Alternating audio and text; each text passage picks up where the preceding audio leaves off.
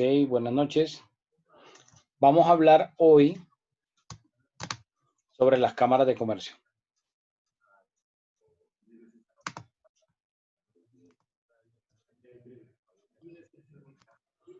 Vamos a trabajar el Código de Comercio y la Ley 1727.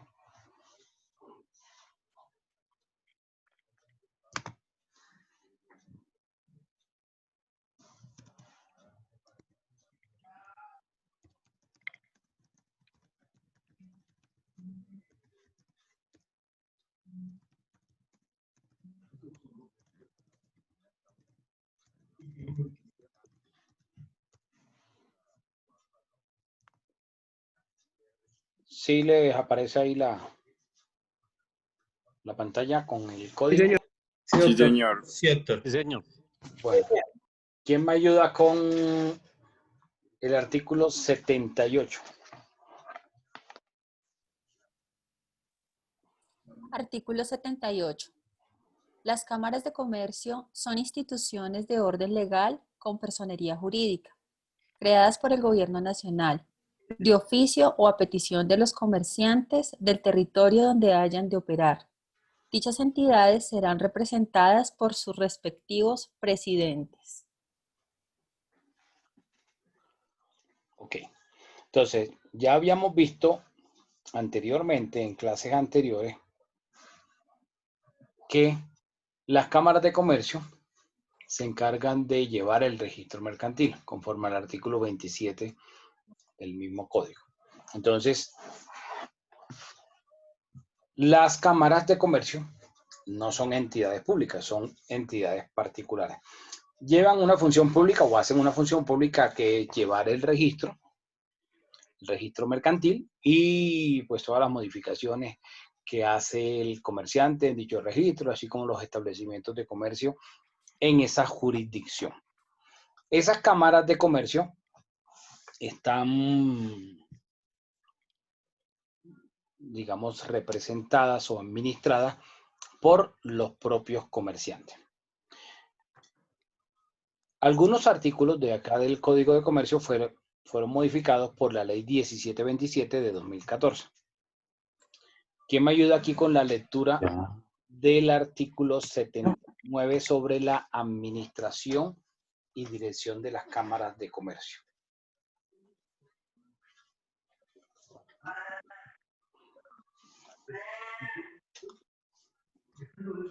Artículo 79. Administración de las cámaras de comercio. Artículo modificado por el artículo 1 de la Ley 1727 del 2014. El nuevo texto es el siguiente. Las cámaras de comercio estarán administradas y gobernadas por los comerciantes inscritos en el registro mercantil que tengan la calidad de afiliados. El Gobierno Nacional determinará la jurisdicción de cada cámara, teniendo en cuenta la continuidad geográfica y los vínculos comerciales de los municipios que agruparé, dentro de la cual ejercerá sus funciones. Ok, entonces, quienes van a manejar las mismas cámaras son los comerciantes. Pero aquí es importante tener algo claro. Si ustedes recuerdan el artículo 13 del Código de Comercio y el 19, nos dice que el comerciante debe matricularse, debe registrarse, inscribirse en la respectiva cámara. Pero una cosa es tener la calidad de comerciante, o sea, matricularse en la cámara, y otra cosa es poder hacer parte de la administración de la cámara. Para poder hacer parte de esos órganos que administran la cámara, hay que tener la calidad de afiliado. Y ser afiliado a una cámara de comercio es diferente a estar registrado en la Cámara de Comercio. Estar matriculado o inscrito o registrado en la Cámara de Comercio se da en cumplimiento del artículo 13 para que se presuma que la persona es comerciante y es una de las obligaciones que nos trae el artículo 19 del mismo Código de Comercio, donde nos dice que es una obligación de todo comerciante poderse matricular o la obligatoriedad de estar matriculado en la Cámara de Comercio. Pero para poder ser afiliado hay que cumplir unos requisitos que vamos a ver ahora más adelante. Entonces, dentro de los requisitos está, pues, primero, ser comerciante, ¿sí? Estar matriculado como comerciante. Cumplir con otros requisitos adicionales para poder afiliarse. Y esos afiliados a la Cámara de Comercio, son los que van a poder tener la posibilidad de elegir y ser elegidos. No cualquier comerciante, sino solo los afiliados a la Cámara. Ahora, estas juntas directivas van a estar conformadas por delegados del gobierno y por algunos integrantes, los otros integrantes van a ser elegidos por votación popular dentro de los afiliados de la misma Cámara. Entonces, miremos el artículo 80, que nos habla sobre la integración de la Junta Directiva. ¿Quién me ayuda con el artículo 80? Artículo 80. Integración de la Junta Directiva. Artículo modificado por el artículo 2 de la Ley 1727 de 2014. El nuevo texto es el siguiente. Las juntas directivas de la Cámara de Comercio estarán conformadas por afiliados elegidos y por representantes designados por el Gobierno Nacional. Los mismos serán principales y suplentes. El Gobierno Nacional estará representado en las juntas directivas de la Cámara de Comercio hasta en una tercera parte de cada junta. El Gobierno Nacional fijará el número de miembros que conforman la junta directiva de cada Cámara, incluidos los representantes del Gobierno, teniendo en cuenta el número de afiliados en cada una y la importancia comercial de la correspondiente circunscripción. La junta directiva estará compuesta por un número de 6 a 12 miembros, según lo determine el Gobierno Nacional. Entonces, las juntas directivas van a ser esos órganos que van a ayudar en la administración de la respectiva Cámara. Y va a tener un número de miembros que va a ser mínimo 6, máximo 12 miembros. La tercera parte de esos miembros van a ser designados por el Gobierno Nacional. Ahora, yo hago una pregunta. La Cámara de Comercio de Bogotá, ¿cuántos integrantes o cuántos miembros de la Junta Directiva, cuántos miembros creen que haya en la Junta Directiva de la Cámara de Comercio de Bogotá?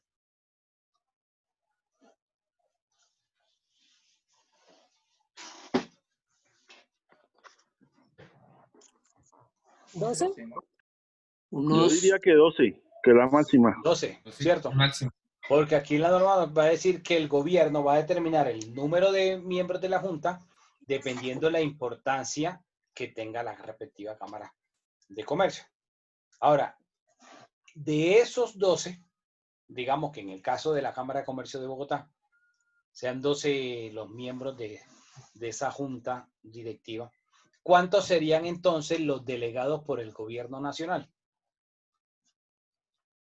4. Digo 6. 4, que sería la tercera parte. Los otros 8, entonces serían elegidos de los propios afiliados a la Cámara. Perdón, pero ¿4 son delegados? 4 son delegados del Gobierno Nacional. Ahora, esos que son delegados del Gobierno Nacional, pues no van a tener periodo. Porque esos delegados del gobierno van a, digamos, a tener la calidad de que, así como los designan, podrán ser removidos en cualquier momento, los delegados del gobierno. Pero los que sean elegidos por los mismos afiliados de la Cámara, o sea, las otras 2/3 partes de los miembros de la Junta, van a tener un periodo de tiempo. Es decir, van a cumplir con un periodo. Dime, José Manuel. Profe, cuando se refiere al gobierno, ¿se refiere al presidente o cada Cámara de Comercio a su localidad, digamos la de Bogotá, la alcaldía de Bogotá, o quién pone esos representantes? Gobierno nacional. Gobierno nacional se refiere al Ejecutivo, ¿sí? Sí, señor, ya, listo, gracias. Directamente. Sí, sí, claro, gracias. Ahora, miremos que el artículo 82 nos habla del periodo y este fue modificado pues por el artículo 5 de la ley 1727. ¿Quién me ayuda con el artículo? Doctor, una pregunta. Dime. Doctor, una pregunta. Usted dice que son 4 elegidos por el gobierno nacional, ¿cierto? Y los otros 8 son elegidos porque es que no le escuchar bien. Elegidos por los afiliados a la Cámara. Ya ahorita voy a explicar cómo se hace esa elección. Ok. ¿Quién me ayuda con el artículo 82? Artículo 82, periodo. Artículo modificado por el artículo 5 de la Ley 1727 del 2014. El nuevo texto es el siguiente. Con excepción de los miembros designados por el Gobierno Nacional, los miembros de la Junta Directiva serán elegidos para un periodo institucional de 4 años con posibilidad de reelección inmediata por una sola vez.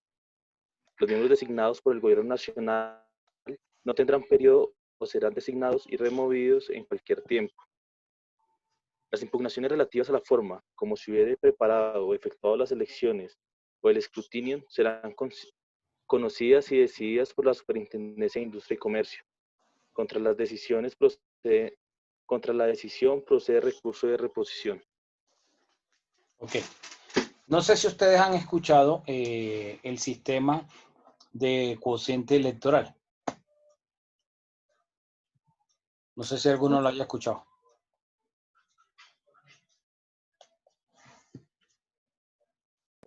Coeficiente. Doctor. No, señor. Aquí no había alguien que trabajaba en el Congreso o algo así.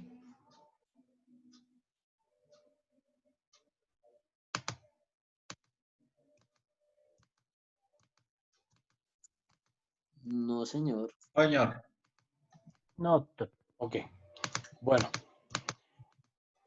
No sé si ustedes tienen presente cuando nosotros hacemos la votación para los cuerpos colegiados. Por ejemplo, para el Senado de la República, para los representantes a la Cámara, para los diputados en los casos de los departamentos, para los consejos municipales o distritales. Nosotros votamos por un partido, ¿cierto? Pero además de votar por el partido, uno va a votar por el candidato de su preferencia. Entonces, se hace el voto por el partido y por el candidato. Dependiendo el número de posiciones que se vayan a cubrir dentro de ese organismo, así se va a necesitar cierto número de votos para lograr un puesto dentro de esa corporación. Digamos que si en la Cámara hubiese 1000 votos y fueran 10 los cargos, fueran 10 los miembros de la Junta que se fueran a elegir, por poner un ejemplo. Dividiríamos ese número de 1000, que sería el número de votos de personas que estarían dispuestas o que podrían ejercer el derecho al voto, por esos 10 que serían los cargos a ocupar. Nos daría 1000 entre 10, nos daría 100. Entonces, digamos que si hay dos listas, la lista A y la lista B. La lista A tiene 10 candidatos en un orden escogido por ellos. Entonces, la lista A, Pedro, Juan, María, José. En la lista B, igual.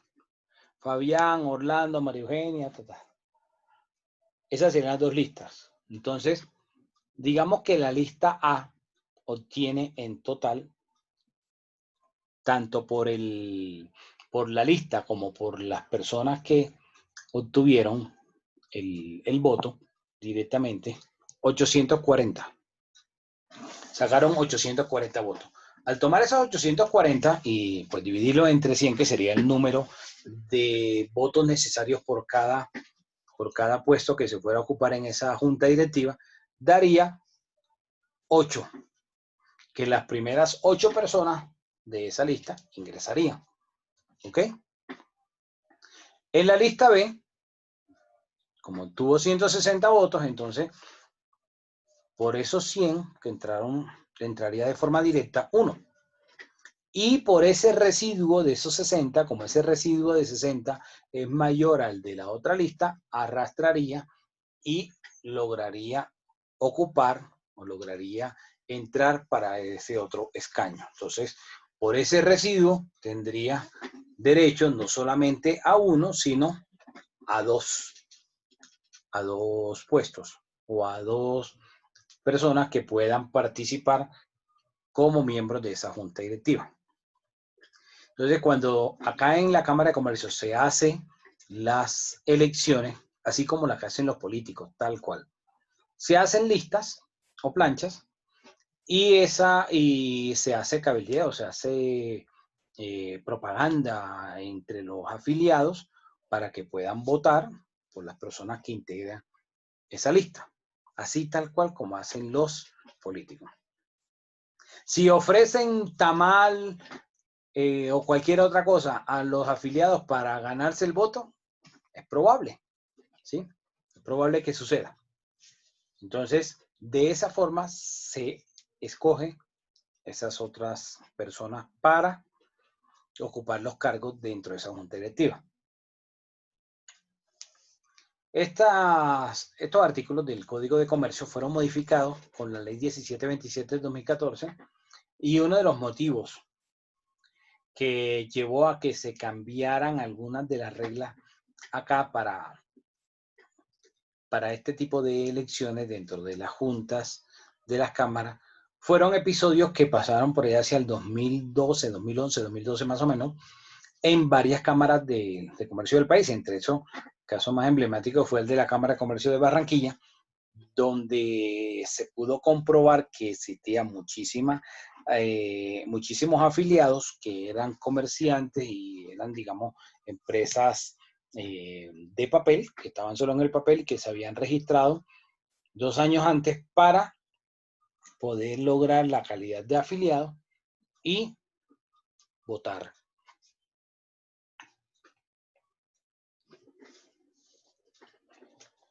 Y poder lograr digamos, los votos necesarios para determinados candidatos, para determinados comerciantes. Eso fueron parte de las motivaciones que llevaron a que se modificara esta parte del Código de Comercio frente a la forma como se administra las cámaras de comercio, o cómo se designan y qué calidades deben tener las personas para adquirir la calidad de afiliado y posteriormente para poder ocupar el cargo como miembro de la junta directiva. ¿Alguna pregunta hasta acá? Sí, doctor, una pregunta. Dime. Los miembros designados por el gobierno son de libre nombramiento y remoción, pero generalmente duran los 4 años. No, porque como no tienen un periodo, digamos, institucional como tal, pueden ser removidos en cualquier momento. Así como puede durar menos de 4, puede terminar durando más de 4. Doctor, perdone, en el B ¿cuántos? En el A son 840 y en el B ¿cuántos? Perdón, que no le... No 160. Gracias, muy gentil. Ahí era el 4%, el 4 miembros nomás. No, poniendo un ejemplo de que fueran 10 las personas que se fueran a escoger. Listo. Gracias, doctor. Bueno, ¿alguna otra pregunta? Bueno, entonces miremos que esas juntas esa junta directiva como órgano de administración de la Cámara debe reunirse, debe deliberar y tomar decisiones. ¿Quién me ayuda con el artículo 83?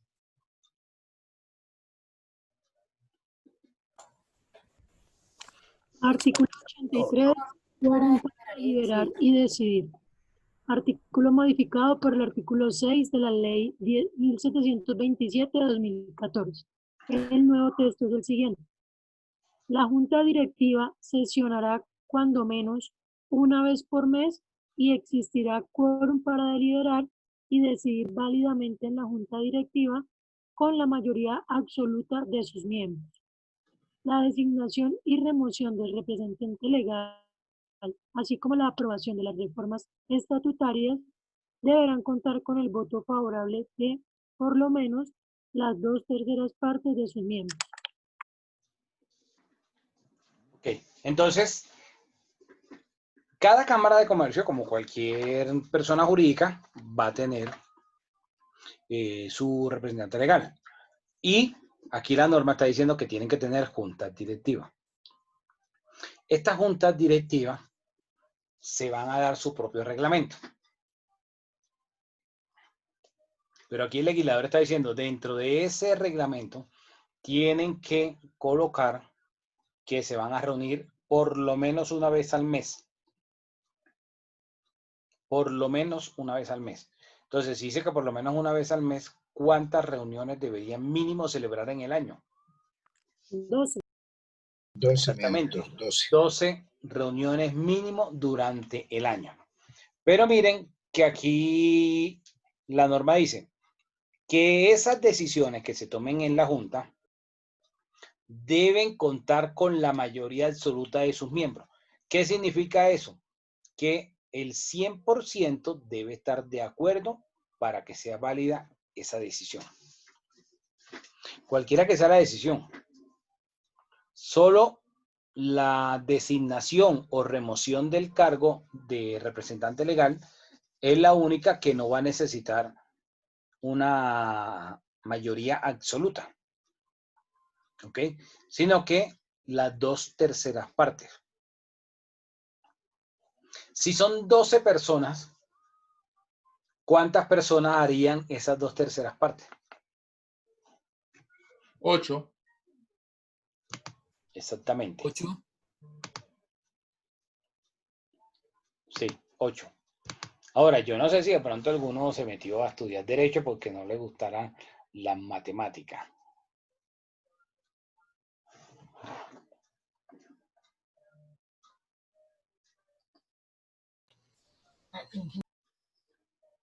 Acá en el Derecho vemos matemáticas. No vamos a ver álgebra, integrales y todo eso, pero sí hay que ver algunas fórmulas y algunas cosas muy, muy básicas. Entonces, si la norma nos habla que las 2/3 partes fueran, en el caso de que sean 12 las personas que integran esa junta, necesitarían para la remoción, para remover a ese representante legal o designar un nuevo representante legal, contar con el visto bueno de 8 de esas 12 personas. Entonces, si en ese caso hay 8 afiliados y 4 delegados del gobierno, al final los comerciantes tendrían la posibilidad de designar quién sería el representante legal. ¿Sí se dan cuenta? Que el gobierno no haría mayorías ahí. O bueno, los delegados del gobierno no harían mayoría. Se someterían a lo que decidiera la mayoría, que serían esos afiliados representados o esos afiliados elegidos por los propios afiliados a la Cámara de Comercio.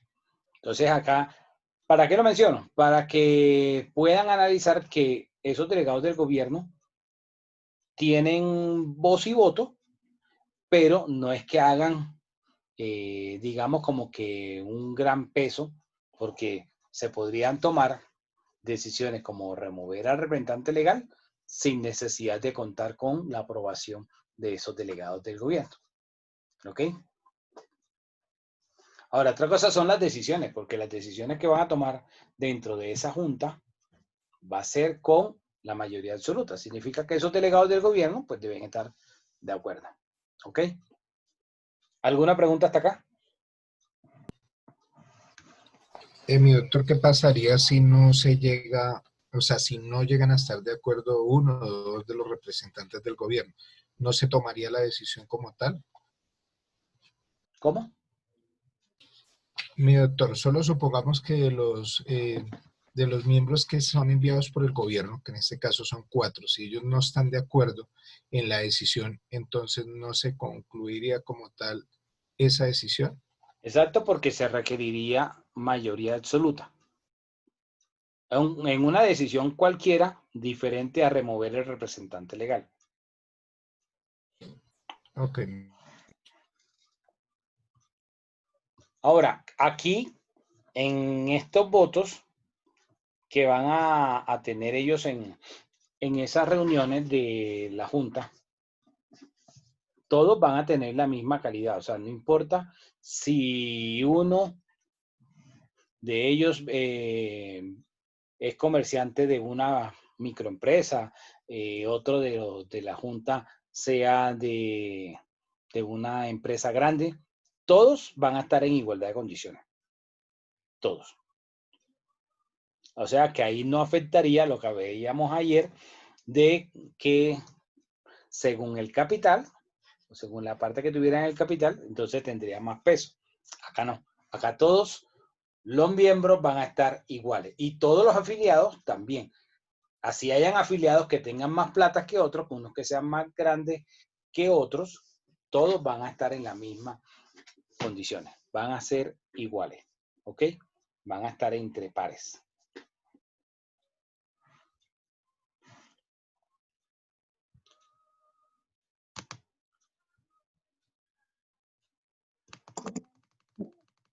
Paso a la ley 1727. Artículo 33. Miremos cuáles son los requisitos para ser miembro de la junta directiva. Ojo, una cosa es ser comerciante. O sea, estar matriculado como comerciante. Otra cosa es tener la calidad de afiliado. Y otra cosa es ser miembro de la junta directiva de la Cámara. Son tres cosas diferentes.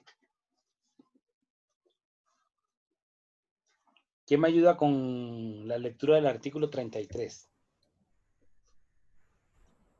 Yo, artículo 33, modifíquese el artículo 85 del Código de Comercio que quedará así. Artículo 85, requisitos para ser miembro de junta directiva. Para ser miembro de junta directiva de una Cámara de Comercio se requerirá ser ciudadano colombiano en ejercicio de sus derechos políticos, no haber sido sancionado por ninguno de los delitos determinados en el artículo 16 de este código, estar domiciliado en la respectiva circunscripción, ser persona de reconocida honorabilidad. Nadie podrá ejercer el cargo de miembro de junta directiva en más de una Cámara de Comercio. Ok. Entonces, ser ciudadano colombiano significa que de pronto un comerciante que haya adquirido la nacionalidad por adopción podría ser miembro de la junta directiva. ¿Qué dice George Mari? Yo digo que no. La respuesta es sí. Porque aquí no está diciendo que sea ciudadano colombiano nacido o que sea por nacimiento. ¿Sí? Entonces, podría en ese caso cualquiera de, digamos, de los comerciantes que estén representando una persona natural que sea representante de una persona jurídica que sea comerciante y que esa persona sea extranjero y que haya adquirido la nacionalidad colombiana, le permitiría ser miembro de la junta directiva de dicha Cámara de Comercio. En ejercicio de sus derechos políticos significa que no haya sido sancionado, que no tenga una inhabilidad por parte de un juez para poder elegir y ser elegido. Eso también aplicaría para las sanciones de la Procuraduría. Las sanciones de la Procuraduría inhabilita también el ejercicio de los derechos políticos a las personas, como personas naturales. ¿Ok? Recuerdan que el artículo 16 del Código mencionaba quiénes no podían ejercer el comercio, o sea, quienes perdían la calidad de comerciante, y eran aquellas personas que habían sido sancionadas y que el juez le prohibía ejercer el comercio durante un periodo de tiempo o de por vida. Entonces, esas personas no podrían ser miembros de la junta directiva. Mas eso no significa que no puedan ser afiliados. ¿Ok? Una cosa es llegar a ser miembro de la junta directiva y otra cosa es tener la calidad o adquirir la calidad de afiliado. O sea, pueda que no, si fue, digamos, sancionado y ya cumplió con su sanción, pueda que no pudiera acceder a ser miembro de la junta por las calidades morales, pero se podría llegar a ser afiliado a la Cámara. ¿Ok? Estar domiciliado en la respectiva circunscripción. Entonces, la jurisdicción que tienen las cámaras de comercio, pues ya lo hemos visto anteriormente, que las cámaras de comercio tienen una jurisdicción que la determina el gobierno nacional según la importancia. Y si miramos por el ejemplo de la Cámara de Comercio de Bogotá, no solamente aplica a la ciudad de Bogotá, sino a algunos municipios vecinos. ¿Ok? Algunos municipios de la Sabana hacen parte o están dentro de la jurisdicción de la Cámara de Comercio de Bogotá. Entonces, debe esa persona que está representando a la persona jurídica, debe vivir en esa jurisdicción de la Cámara a la cual está aspirando ser miembro de su junta directiva. Ser persona de reconocida honorabilidad. Pues, digamos que, ¿cómo podríamos decir que una persona no sea honorable? ¿Cuál sería una forma de que ustedes me digan, bueno, consideraríamos o se considera que una persona no sería honorable por tal, tal y tal cosa? Pues hablando jurídicamente. Que tenga procesos por mala conducta y competencia desleal, o que tenga alguna restricción judicial que no le permita ser una persona que haya tenido problemas por mala paga o mala competencia o algunas cosas así. Entonces no es una persona honorable. Bueno, vámonos al punto de que dijiste de que fuera mala paga. Tú trabajas en la fiscalía, ¿no? Sí, señor. Supongo que tú sabes que las deudas no dan cárcel. No, las deudas no dan cárcel, pero dan mal prestigio para no tener... Por eso. Pero entonces, si la persona, ¿cómo dirías? Bueno, el hecho de que sea mala paga. ¿Te refieres a que se le revisen las centrales de riesgo, el comportamiento crediticio? El comportamiento crediticio, y fuera de eso, que tenga procesos judiciales por no pagar las deudas y que se las cobren judicialmente ante un juez. Entonces queda reseñado con, dentro de la fiscalía hay una parte que... Pero no te vayas a la parte penal, porque como lo dije ahorita, las deudas no dan cárcel. No es que en cárcel, sino que queda un registro de la conducta de mala fe que tengan los... Pero esos no son antecedentes. Antecedentes cuando la persona es vencida en juicio y es condenada. Ahí eso se considera un antecedente. Pero mientras, si le ponen una denuncia, eso no genera... No, o sea, yo me refiero a que ya tengan procesos liquidados de como estafa y como que no Pero paguen. si hay una estafa y una condena, pues entraría dentro del artículo 16. Pero Sí, yo digo que mirar que no sea honorable, de pronto pensé que al principio De pronto pensé que al principio María Eugenia se estaba yendo hacia el ámbito que de pronto la persona presentaran procesos ejecutivos para cobrarle porque no pagara y tocara embargarle para cobrarle las malas, pero ahí no tiene nada que ver la fiscalía, ni los jueces penales, ¿sí? Serían los jueces civiles.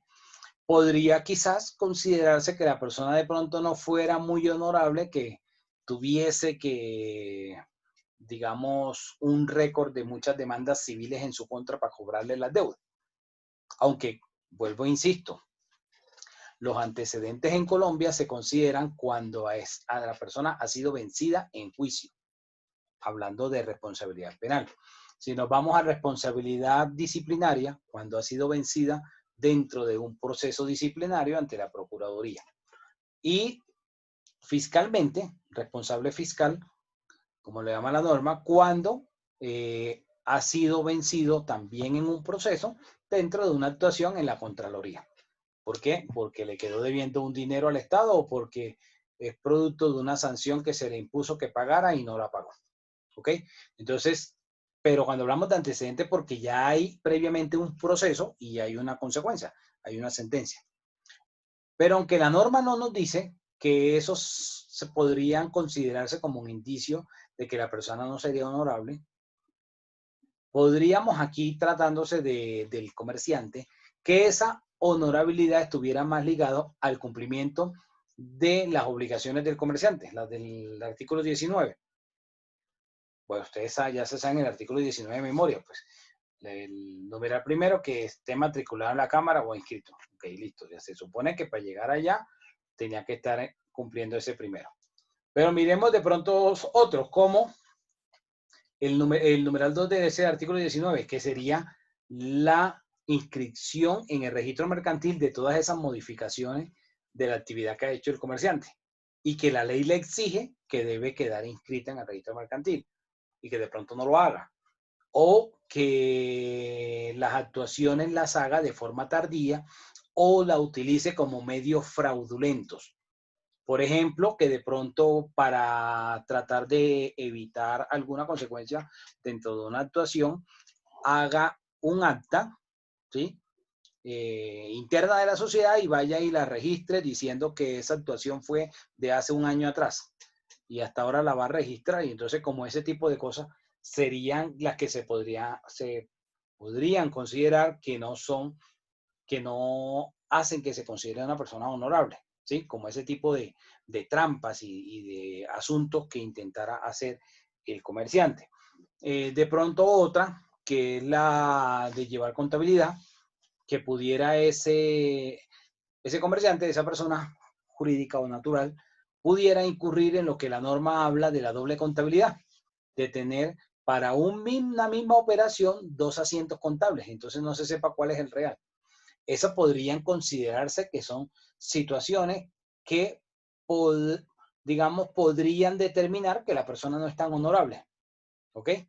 Más se refiere a esa parte de las obligaciones que tiene, o que, por ejemplo, es una persona que ya ha sido reiterativa o que tiene varios tipos de actuaciones dentro de la superintendencia por actos de competencia desleal. Eso podría considerarse como que la persona no sea de reconocida honorabilidad. Pero quizás el hecho que la persona se haya colgado en un pago y tengan que presentarle una demanda ejecutiva y embargarle para poderse cobrar, eso no se consideraría que no lo hiciera honorable, porque eso le puede pasar a cualquiera. Pero de pronto... Eso es algo muy común dentro de los comerciantes, doctor. Pero cuando acá habla de la honorabilidad del comerciante, se refiere más al cumplimiento de esas obligaciones que establece el artículo 19. A eso es lo que se refiere con la honorabilidad. Quizás no tanto con los reportes en las centrales de riesgo, porque las centrales de riesgo, como Datacrédito y la CIFIN, ahorita cambiaron de nombre, pero siguen dentro del imaginario de nosotros, pues Datacrédito y CIFIN. Esas centrales de riesgo muestran un comportamiento financiero frente a un hábito de pago únicamente, pero no significa que de pronto porque no tenga un buen hábito de pago no sea honorable, porque la honorabilidad no la podrían medir únicamente porque cumple dentro de las fechas los pagos, ¿sí? Con su comportamiento financiero sea dentro de los plazos, no necesariamente, ¿ok? Entonces, cuando habla aquí la norma de reconocida honorabilidad, miremoslo frente a esas obligaciones que le impone el artículo 19, ¿ok? ¿Alguna pregunta? ¿Iba a decir algo ahora, Javier? Sí, doctor, que es muy común dentro de los comerciantes el no pago, digamos, de sus deudas, ¿sí? Y por eso son reportados ante las centrales. Además, hay que recordar que es la persona jurídica la que pues entra en deuda y no la persona natural como tal.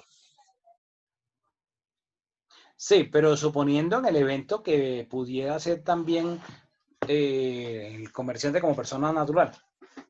Ahora, las centrales de riesgo normalmente lo miramos como algo negativo, pero tienen dos componentes. Así como muestran lo negativo, muestran lo positivo.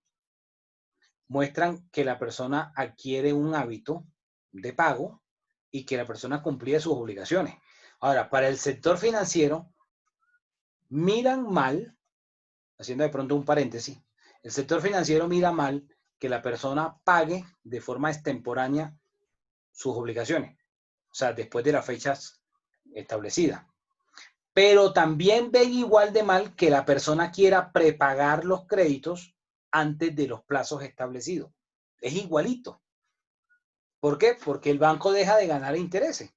Antes no se podía pagar de manera anticipada un crédito, hasta que salió una norma hace como unos 3, 4, 5 años, donde se le permite a que la entidad financiera debe recibir el pago anticipado si el deudor tiene para pagarlo. Pero ese comportamiento de pagar anticipadamente es igual de negativo que pagar después de los plazos. Y ese tipo de circunstancias son las que miran en el comportamiento crediticio tanto de las personas naturales como jurídicas. Ahora, el comportamiento financiero de la persona jurídica lo van a ver por el representante legal.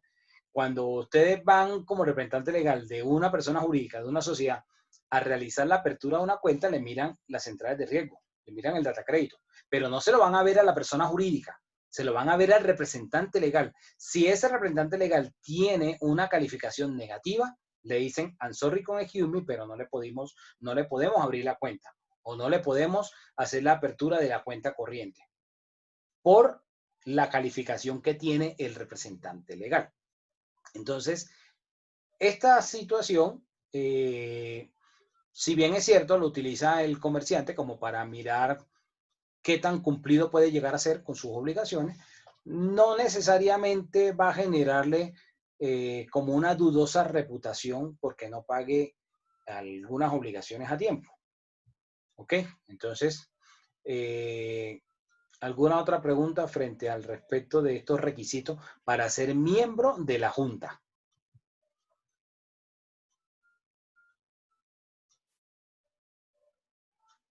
Doc, qué pena. De pronto no quedó claro el tema de estar domiciliado en la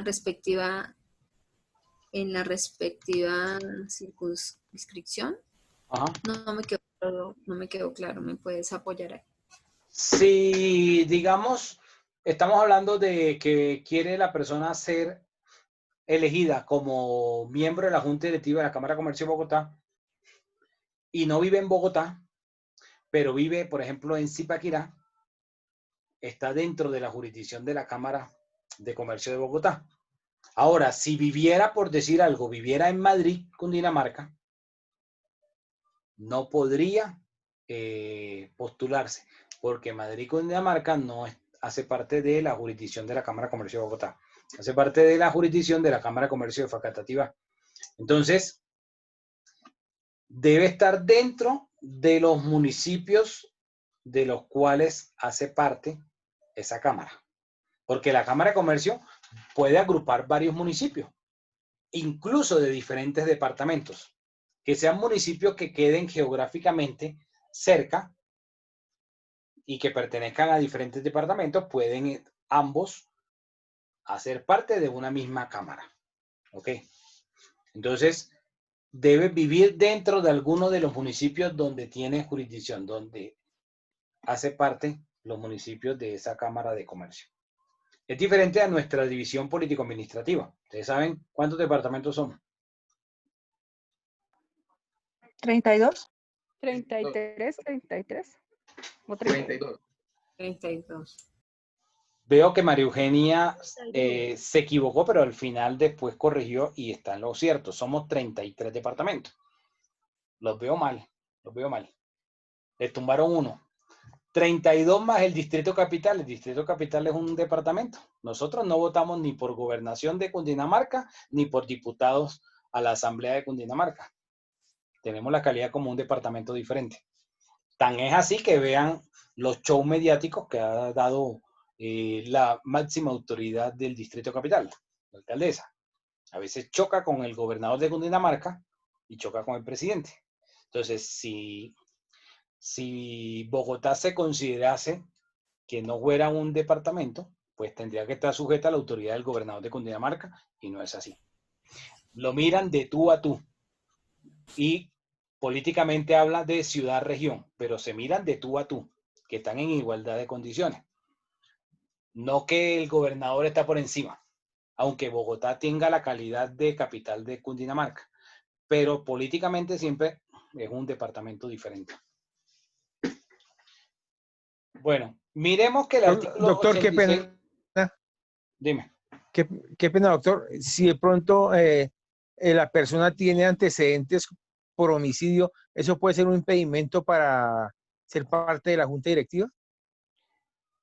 Si la persona dentro de la condena que el juez le profirió, dentro de esa condena, lo declara como una pena accesoria, la interdicción para ejercer funciones por el mismo periodo de la pena, estaría inhabilitado.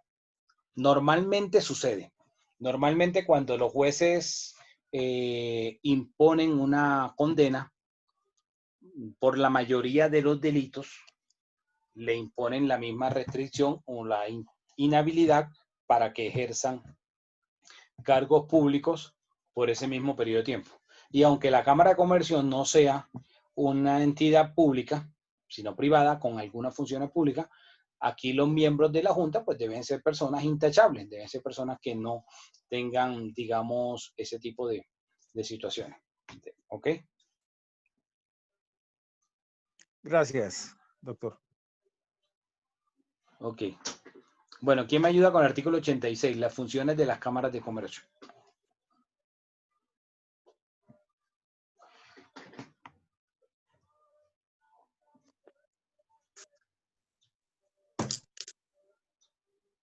Funciones de la Cámara de Comercio. Las cámaras de comercio ejercerán las siguientes funciones. Primero, servir de órgano de los intereses generales del comercio ante el gobierno y ante los comerciantes mismos. Segundo, adelantar investigaciones económicas sobre aspectos o ramos específicos del comercio interior y exterior y formular recomendaciones a los organismos estatales y semioficiales encargados de la ejecución de los planes respectivos. Tercero, llevar el registro mercantil y certificar sobre los actos y documentos en él inscritos como se prevé en este código. Cuarto, dar noticia en sus boletines u órganos de publicidad de las inscripciones hechas en el registro mercantil y de toda modificación, cancelación o alteración que se haga de dichas inscripciones. Quinto, recopilar las costumbres mercantiles de los lugares correspondientes a su jurisdicción y certificar sobre la existencia de las recopiladas. Sexto, designar el árbitro o los árbitros a los amigables componedores cuando los particulares se lo soliciten. Séptimo, servir de tribunales de arbitramiento para resolver las diferencias que les defieran los contratantes, en cuyo caso el tribunal se integrará por todos los miembros de la Junta. Octavo, prestar sus buenos oficios a los comerciantes para hacer arreglos entre acreedores y deudores como amigables componedores.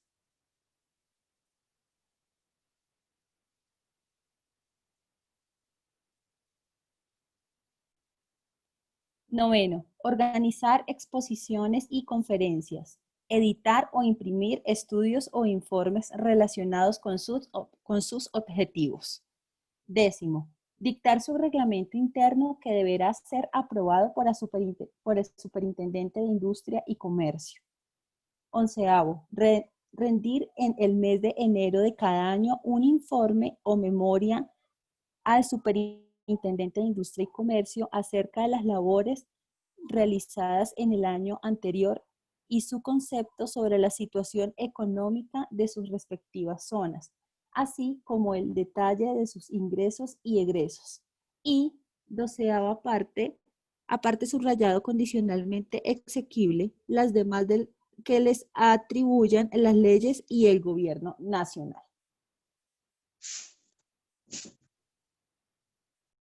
Ok, gracias. Entonces, como podemos ver,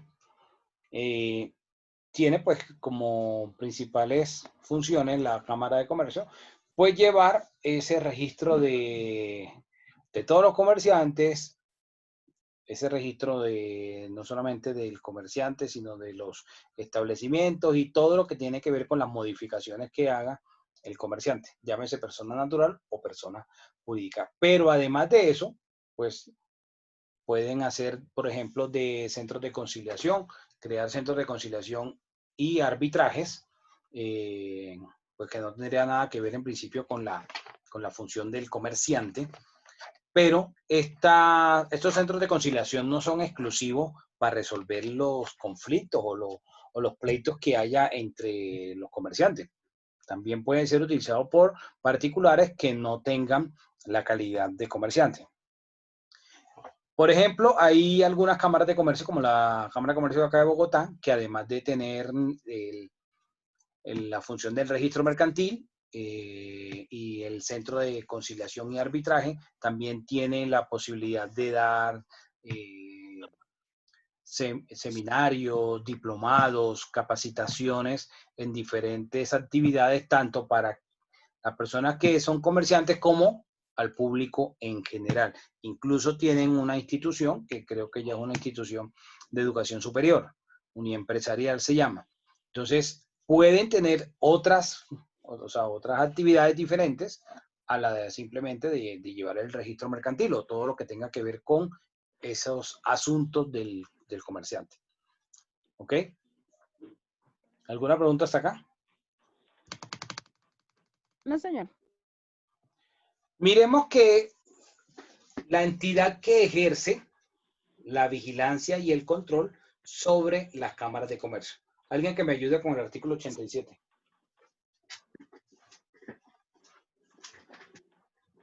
Artículo 87.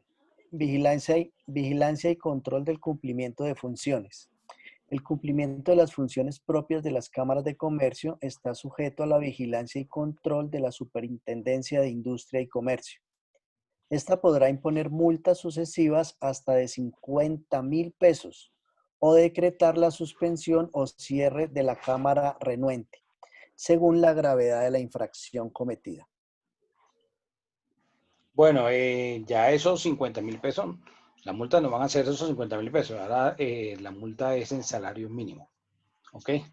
Entonces miremos que quien va a ejercer esa función de control y vigilancia sobre las cámaras de comercio, sobre todas las cámaras de comercio que hay en el país, es la Superintendencia de Industria y Comercio.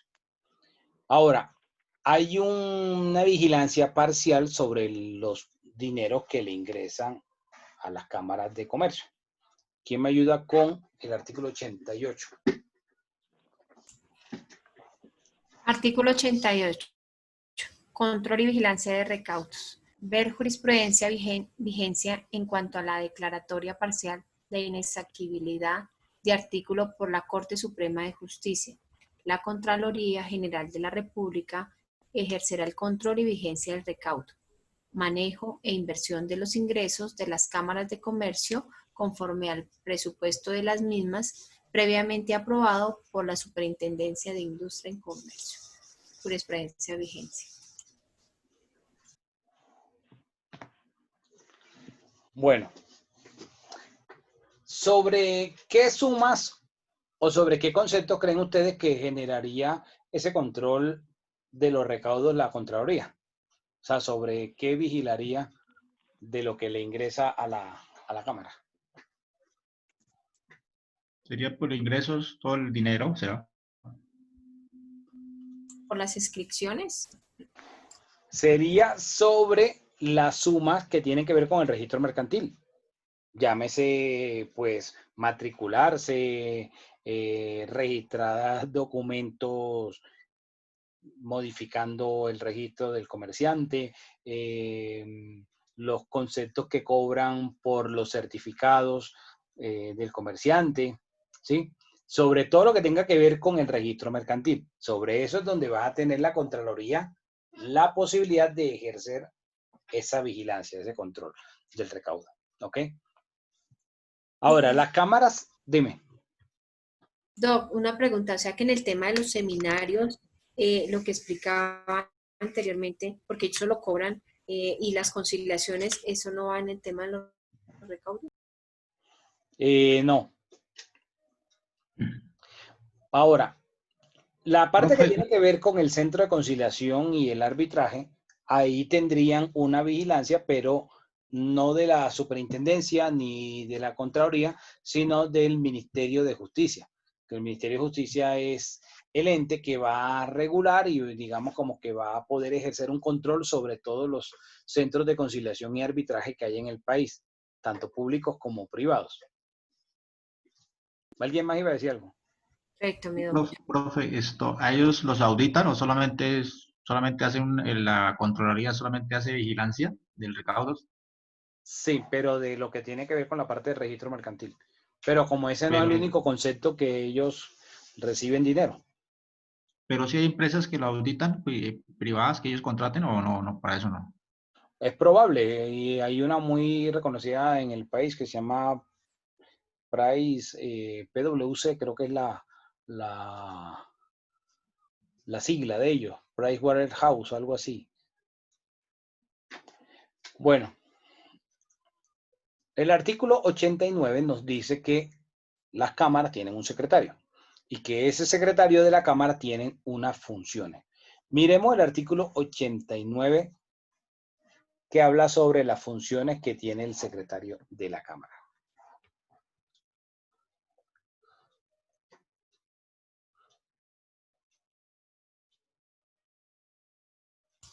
Artículo 89. Funciones del secretario.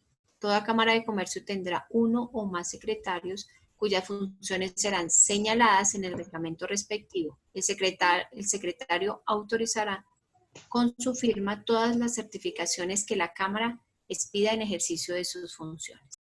Entonces, imagínense, todos los certificados que pide la Cámara tienen que ir con la firma del secretario.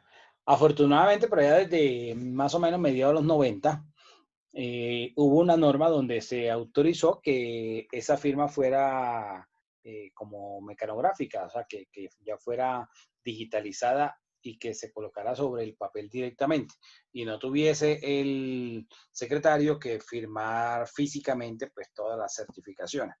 ¿Ok? Entonces, cuando el secretario está firmando, está dando fe de lo que contiene el documento. ¿Ok?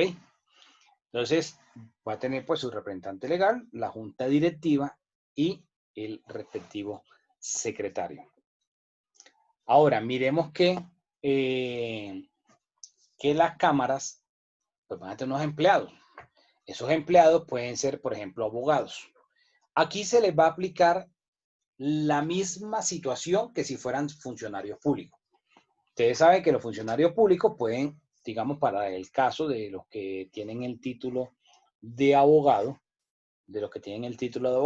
no pueden ejercer la profesión mientras están ocupando el cargo, mientras están ejerciendo una función en una entidad. Así sucede acá con las cámaras de comercio. Es decir, esos abogados o la persona que trabaja en la Cámara de Comercio como asesor jurídico no puede ejercer su profesión, digamos, rebuscándose con procesos por fuera de la Cámara, ejerciendo como abogado. Estaría inhabilitado para ejercer la profesión. Miremos el artículo 90.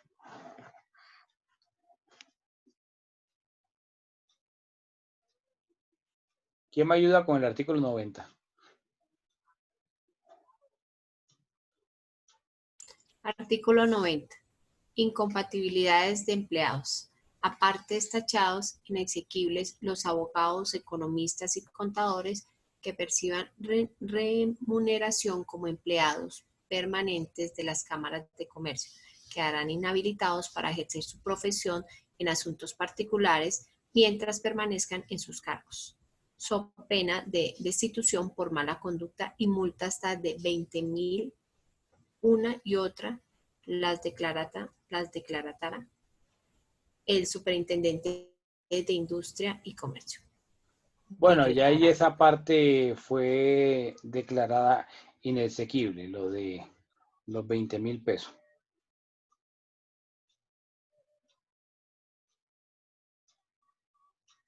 Ahora son 14 salarios mínimos, de 1 a 14 salarios mínimos. No, porque esto es para los empleados.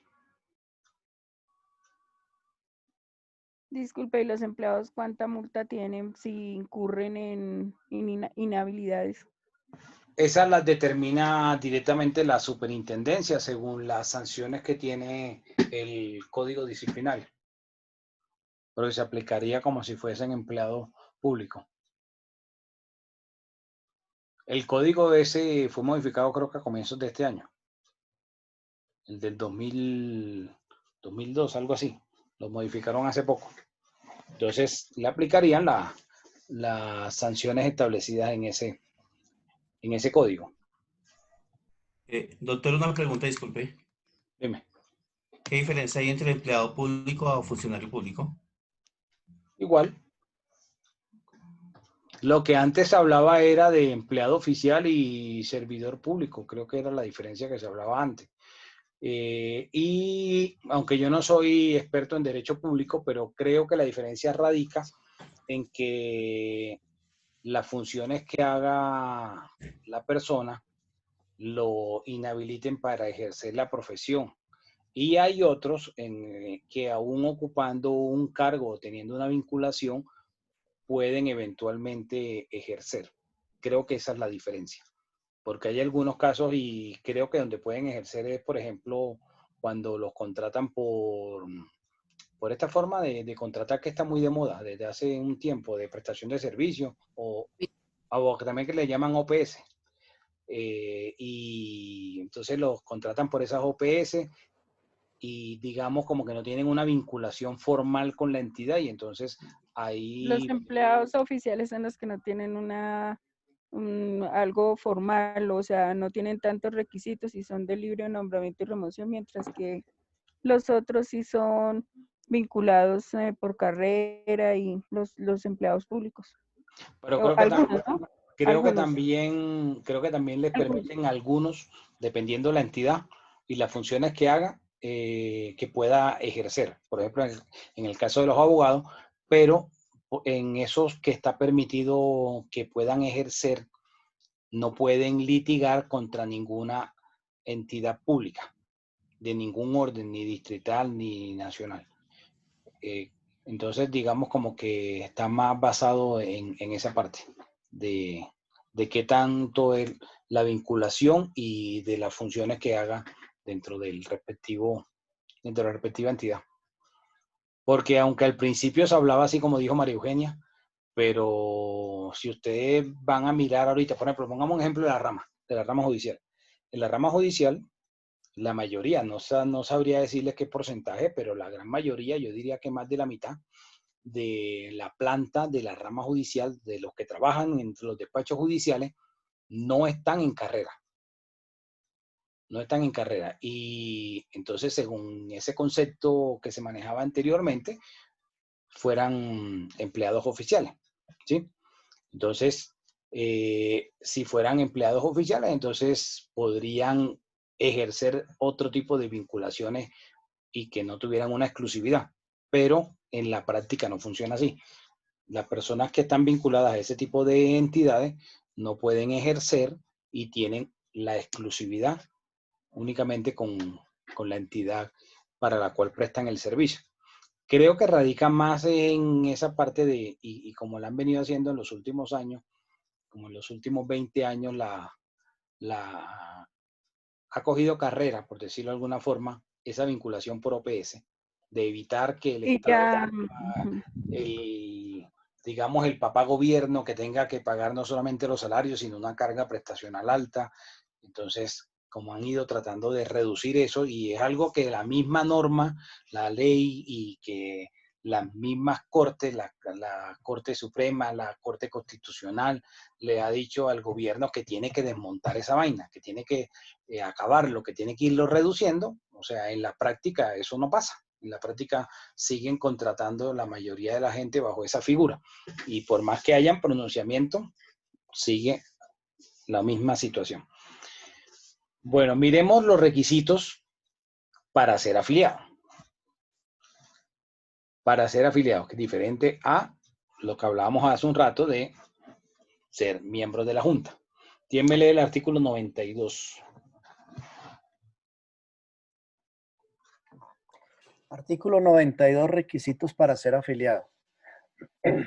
Artículo modificado por el artículo 12 de la Ley 1727 de 2014.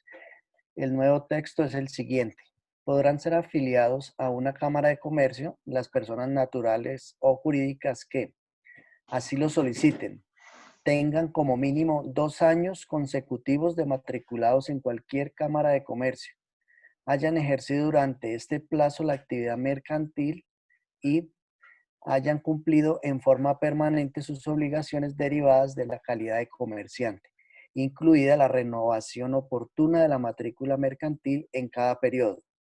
El afiliado, para mantener su condición, deberá continuar cumpliendo los anteriores requisitos. Quien ostente la calidad de representante legal de las personas jurídicas deberá cumplir los mismos requisitos previstos para los afiliados, salvo el de ser comerciante. Ok, entonces miren que el primer numeral dice que lo soliciten. Significa que no es automático, que por el hecho de que esté matriculado como comerciante, ya automáticamente le da la calidad de afiliado. No, debe solicitarlo. Ahora, cuando el comerciante va en la Cámara de Comercio, manejan unos formatos o unos formularios para afiliarse a la Cámara. Entonces, ese formato lo diligencia con la información básica, pagan unos derechos que son como 50.000 pesos y le van a decir que mínimo tiene que tener 2 años de estar comportándose cumplido con la renovación dentro de los plazos que da la ley, que son los primeros 3 meses de cada año, para entonces afiliarse. Se entiende que si la persona está matriculada y está renovando, pues su matrícula está ejerciendo la actividad mercantil. Se sobreentiende. Pero miren, yo hago una pregunta. A ver, si el comerciante como tal, cuando hablo de comerciante entiendan la persona natural o jurídica. Si el comerciante venía, digamos que tiene 10 años de estar matriculado, desde el 2011. Y durante estos 10 años tuvo un lapso por allá en el 2018, 2019, que hizo su renovación después del 1 de abril, podría entonces solicitar hoy en el 2020 la afiliación. No. ¿Por qué no? Porque pues ya interrumpió Yo digo que sí. el tiempo, el periodo consecutivo. Exacto. No podría, a menos que fuese del 2018 hacia atrás. Si fuese del 2018 hacia atrás, pues se tomarían los últimos 2 años. Entonces, cuando hablo de los dos últimos años, no los miren como cronológicamente. Por ejemplo, si la persona, o pongamos otro ejemplo, la persona, el comerciante, se registró en el 2019. En cualquier mes que ustedes quieran, en el mes de septiembre, pongámosle del 2019. Y realizó su renovación ahorita dentro del plazo permitido por la norma. Bueno, en el 2020, por el tema de la pandemia, extendieron el plazo, hicieron una excepción y lo corrieron hasta el 3 de julio. Digamos que en el 2020, ese comerciante se matriculó en septiembre del 2019. Y realizó antes del 3 de julio del 2020 su renovación. ¿Cumpliría con ese requisito de los 2 años matriculado? No, no, doctor. ¿Por No qué? cumpliría.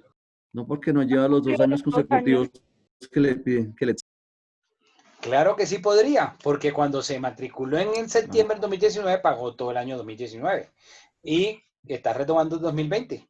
Pagó las 2 anualidades. Ah, sí, señor. Sí, sí, sí. Paga por anualidad, independientemente del mes en el cual haga el pago. Entonces, si pagó en el 2019 y renovó el 2020, pues ya tiene los 2 años. No lo miren de que, estamos hoy estamos a 13 de agosto, entonces Sí, del correcto. 2020, entonces debió haber mínimo desde el 13 de agosto del 2018. Pues ya ahí serían 3 años de vigencia, la vigencia del 2018, la del 2019 y la del 2020. Se toma por vigencia, ¿ok? Claro. Bueno, miremos el artículo 93 que nos habla de los ingresos ordinarios de las cámaras.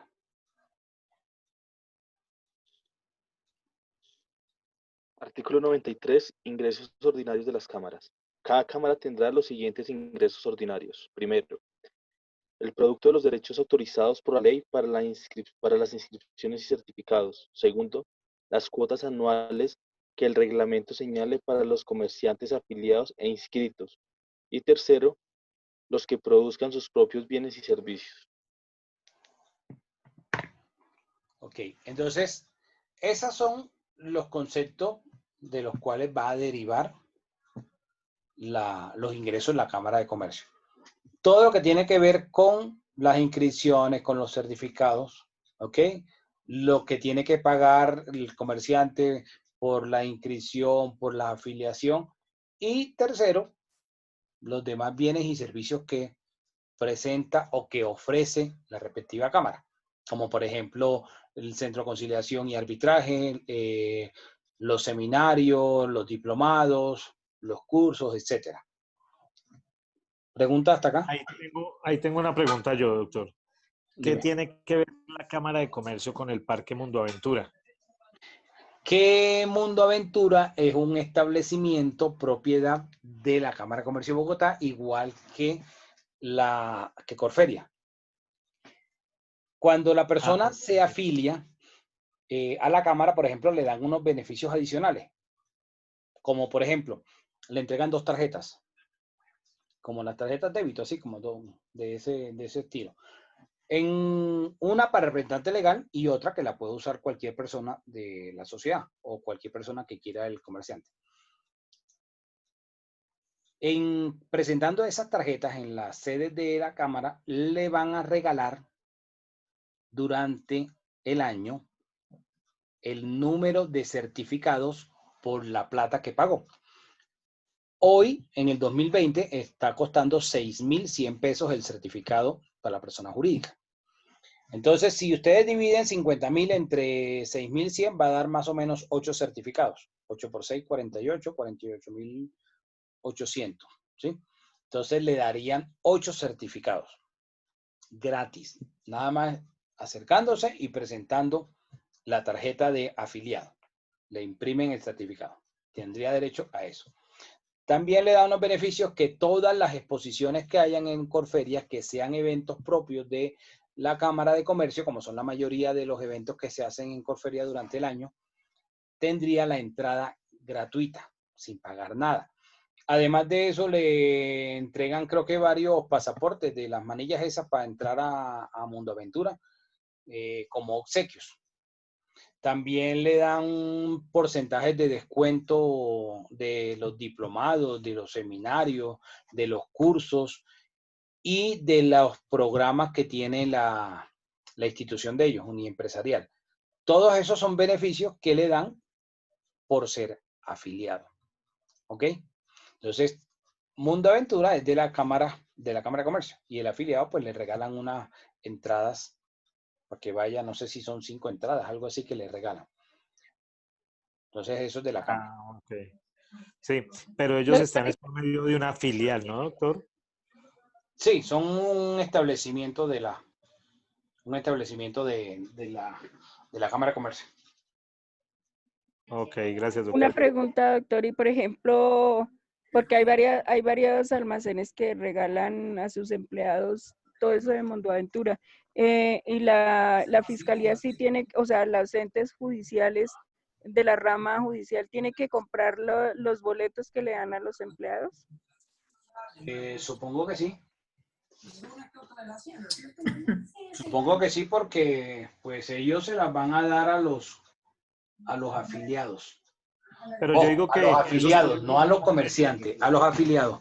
Porque comerciantes hay miles, afiliados hay menos. Porque no todo el mundo le va a interesar ser afiliado. Pero yo creo que son convenios con el Estado, doctor. No, lo que le entendí en la pregunta a María Eugenia era si les daban gratis o si tenían que pagar las entidades por eso. Entonces seguramente que sí le ¿El niño ya se durmió bien? le cobran. Hay que la rope bien, no se cepilló los dientes. Doctor Larios.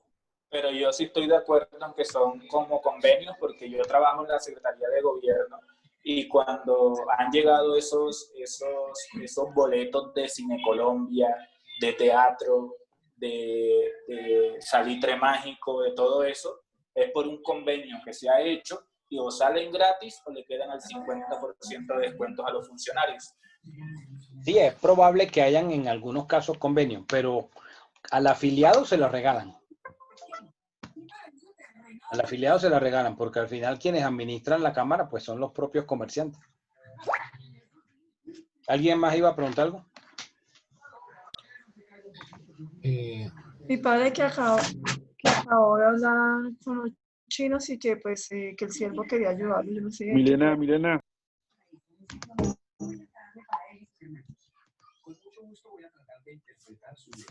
Doctor Larios. Dime. Yo hago parte del círculo de afiliados de la Cámara de Comercio, mi doctor. Cámara de Comercio. Señor. Ajá. Y te regalan eso, ¿no? Sí, mi doctor, son una serie de beneficios que se tiene, es como una franquicia. Una serie de beneficios en muchas cositas que da como tal el tema de la Cámara de Comercio, el tema de cursos, seminarios, lo que usted acaba de mencionar, mi doctor. Y aparte de eso, se puede ser partícipe para la Junta Directiva cuando hayan las convocatorias pertinentes, mi doctor. El periodo son 4 años. Afirmativo, mi doctor.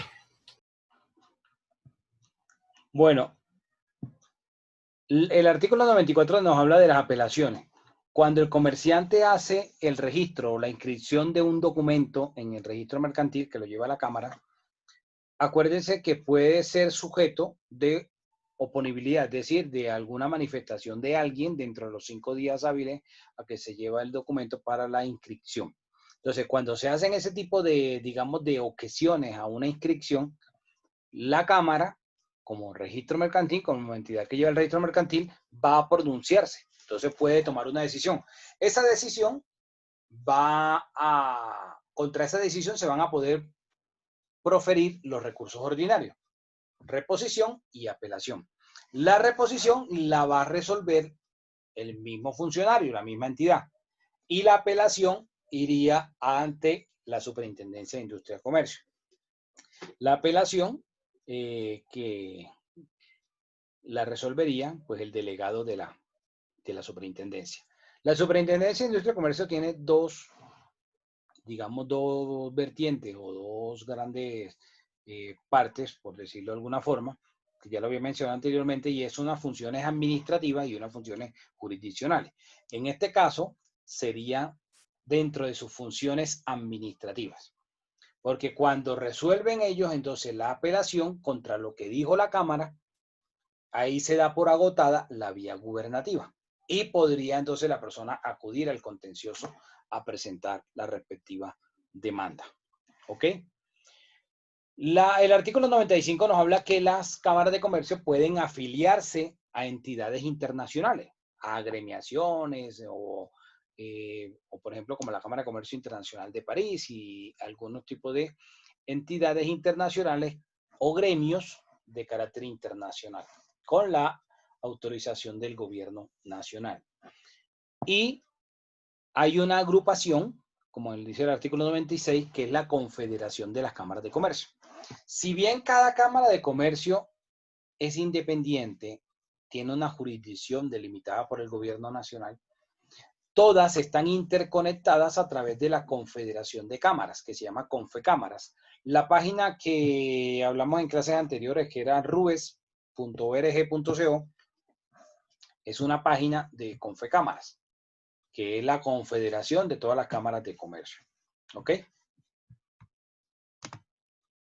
¿Alguna pregunta para finalizar? Sí, yo antes de que culmine esa parte con la conexión que tienen las cámaras, si yo me encuentro en Bogotá, pero entonces estoy adelantando todo para constituir una empresa de bolis en Valledupar, por ejemplo. Ajá. Yo puedo adelantar todos los trámites ante la Cámara de Comercio en Bogotá y que como tal haya una conexión con la que se constituya ya en Valledupar.